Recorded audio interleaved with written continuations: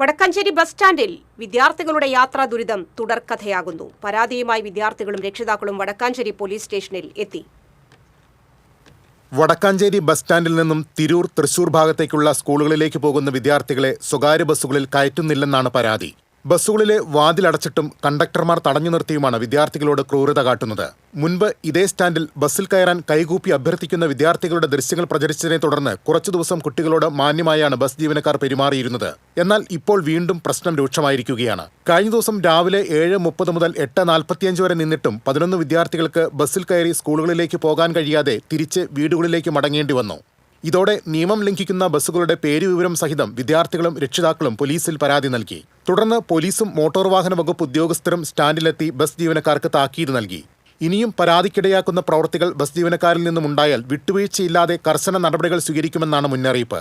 ഡ്രൈവറുടെയും കണ്ടക്ടറുടെയും licence റദ്ദു ചെയ്യുന്നതുൾപ്പെടെയുള്ള നടപടികളിലേക്ക് കടക്കുമെന്നും അറിയിച്ചിട്ടുണ്ട്. TCV Thrissur.